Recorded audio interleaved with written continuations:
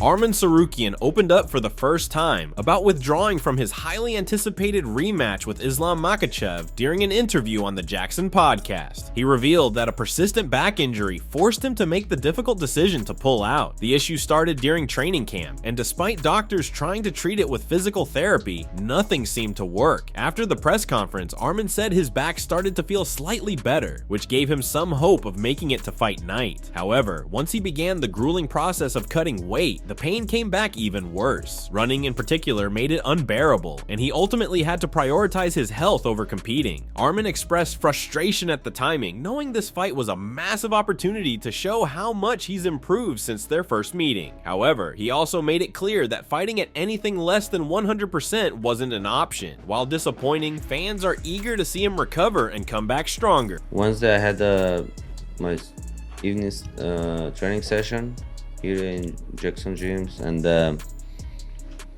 after when I went to sleep, I started to feel my lower back, and I couldn't sleep all night, and I woke up, like maybe I slept like 30 minutes for a whole night, I don't know, and I was feeling like crazy pain on my lower back, and then we went to the press conference. After press conference was okay, and I started to cut my weight, and during the cut weight, just my lower back stuck, when I was doing the bike. Then we called the doctor to come and see, and they trying to help me. I went to sleep 6 pounds over, and I wanted to do it in the morning, but I couldn't sleep all night as well, and my back was hurting as well, and I couldn't even move on my bed. Arman has his sights set on Charles Oliveira for his next fight, arguing that Charles doesn't deserve another title shot. Arman pointed out that he's already defeated Oliveira before and believes a rematch would prove that he deserves to be next in line for the belt, not Charles. Jiri Prochazka absolutely goes off on Jamahal Hill. In a fiery Czech interview held by a Czech journalist, Pavel Bartos, now translated to English, Jiri unleashed a barrage of criticism towards Jamahal Hill. While Hill's antics may have been an attempt to sell the fight, Prochazka made it clear he took them personally and relished the opportunity to shut him up in the cage. Quote, "Fighters should stand by their words before and after fights. Don't talk trash and then act like it's all good afterward. I can't respect that. Look at Alex Pereira. Clear, concise, and professional. That's a real fighter. He never makes it personal. Hill, he had to keep quiet after the fight, otherwise he'd only humiliate himself further. That's the issue nowadays. Fighters spew threats and insults like kids trying to get attention.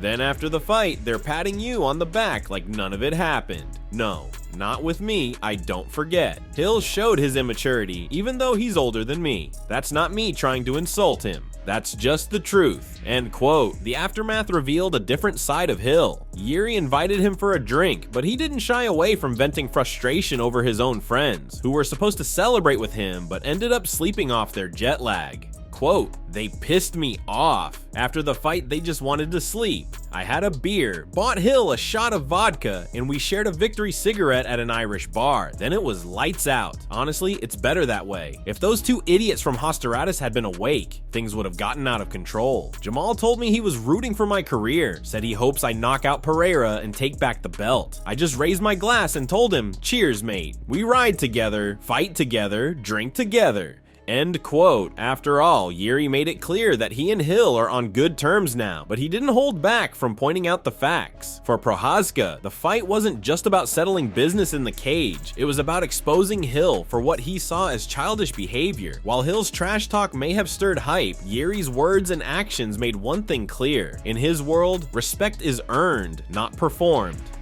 Robert Whittaker reveals what shocked him most during brutal loss to Khamzat Chimaev. 3 months after that tough loss, Rob has finally shared what surprised him most about his fight with Khamzat, and it wasn't the submission. In an interview with Ariel Helwani, the Australian fan favorite opened up about the one aspect of Khamzat's game that caught him off guard, his incredible skill and agility when it comes to securing takedowns. Quote, "It was the takedown, like the wall wrestling and everything else was just part of the parcel. You know, I got caught with with that face crank, but that's just part of grappling and the wall grappling transition. But he was sticky. He was really good at gut wrenching, the drag downs, and just holding that position. We knew this, we trained for this, and I got ragdolled for most of the camp, so I was comfortable there. End quote. Rob admitted that didn't expect Khamzat to shoot in from such a long distance, almost 2 meters away, while staying incredibly low to the ground. Reflecting on the moment, Whittaker acknowledged how difficult it was to defend against such an approach. He noted that in hindsight, more lateral movement might have helped, as once Khamzat got him to the fence, he seamlessly transitioned to reaching for his ankles to initiate his wrestling against the wall. That opening takedown, Whittaker said, was extremely hard to stop. Over the past few months, Rob has been focused on recovering from his grueling injury. Recently, he's been training alongside Israel Adesanya as the former champion prepares for his fight in February. During a conversation with Adesanya, Whittaker shared that he's likely holding off on making his return to competition until June.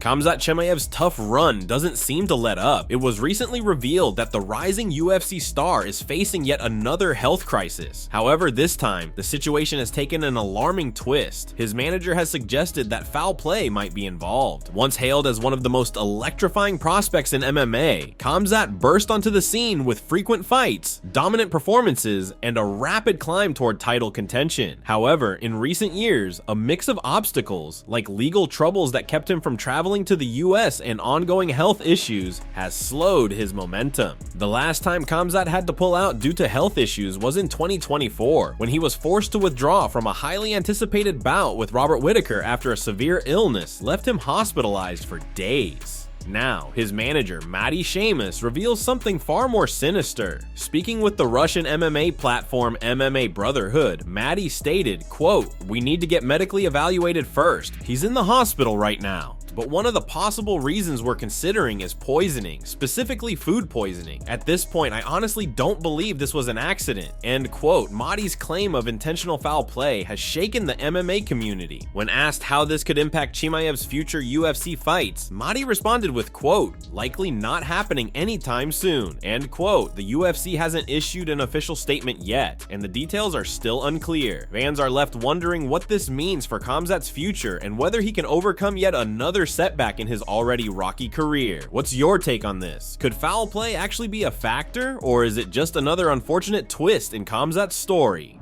Coach Ray Longo explains how the UFC, on quote, "created a monster in Merab Dvalishvili." Merab, the reigning UFC bantamweight champion, is riding high after his first successful title defense against Umar Nurmagomedov at UFC 311. In the co-main event, the Georgian standout showcased his relentless cardio and world-class grappling to secure a decisive victory after 5 grueling rounds. Dvalishvili's longtime coach, Ray Longo, believes the UFC's tough matchmaking leading up to the title fight transformed him into the dominant force he is today. During an appearance on SiriusXM, Longo explained how the UFC's challenges helped shape Merab into what he called a monster. Quote, "First off, he's still improving. Merab has always been a work in progress. Even before he got to the UFC, anytime he faced a setback, he made the necessary adjustments. Those 2 losses I personally don't think were legitimate, were lessons that made him stronger. He just kept evolving." End quote. Longo credited the UFC's decision to pit Merab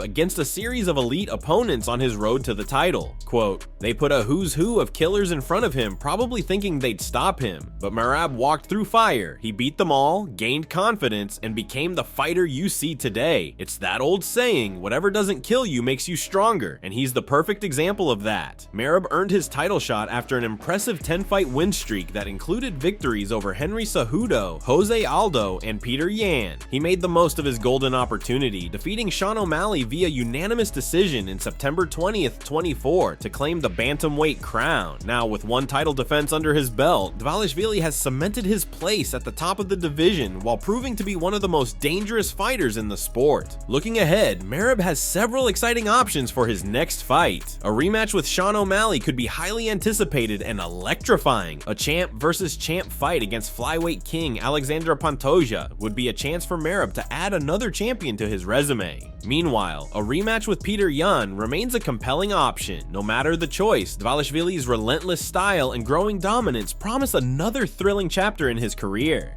That's it from MMA Psycho. Thanks for watching, and don't forget to subscribe for daily MMA news.